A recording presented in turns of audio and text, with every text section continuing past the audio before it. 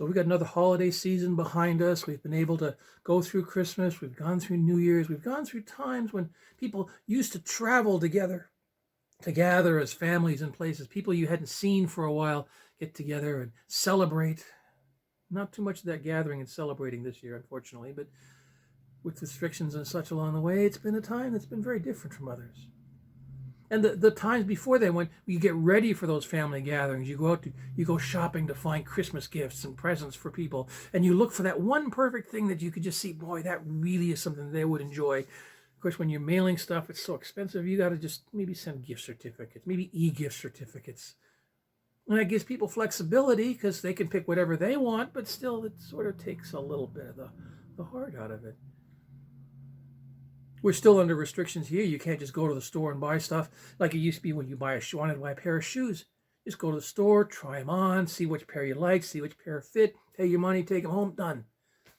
Now we have online shopping, which is kind of like shopping, but stretches things out in different ways. Now you look things up online and you compare the catalog gifts and you see what you think might do the job and you order it and either go pick it up at the curb or have it shipped to you, and then you take it in home and you try it on and maybe it fits, maybe it doesn't. And is it enough to work going back and returning it and trying again? And just a very, very different experience. Very kind of strange, but it does have this has one other thing that's really interesting, more fun, something you can't do with the in-person shopping.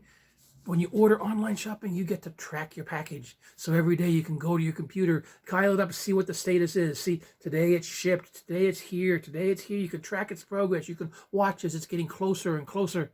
And the moment comes, and then finally, it's here.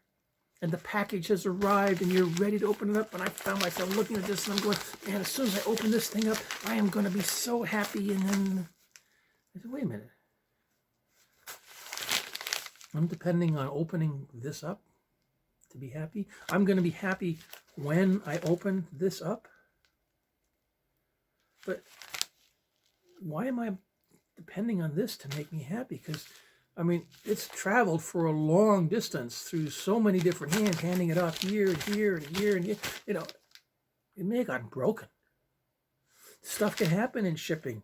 I might open this up and it be not work. It might even be the wrong thing. There have been times I've ordered stuff online. Catalog said it was going to be this, and it turned out to be that. And depending on something like this to be happy, it's a very uncertain place to be. I can look at something like this for something I would enjoy, something I hope will bring some pleasure into my life, but happiness, that sense that life is good and worth living, that can't come from the things that I get in the mail. It's got to come from someplace else. And the wonderful thing is that Jesus offers us a call. He says, I value you as you are. I have made you according to my plan. You are a person made in the image of the Creator God. You are a person of incredible value. I came to bring you life and to give you an abundant life more than you could ever imagine. I came to call you and give you a place in a kingdom that is greater than you could ever think. To be part of something more wonderful than you could ever imagine. To have a destiny. To live in a city more glorious than you could ever wonder. These are things that can give us a sense of meaning and a sense of purpose that will carry us through a lot of things. And if we find our happiness there, then we can learn to be content in whatever outside circumstances we might have, because we know our purpose, we know our meaning, we know our value is grounded somewhere else. So, things are good. They can enrich our lives, make our lives more pleasurable, but they can't define our lives.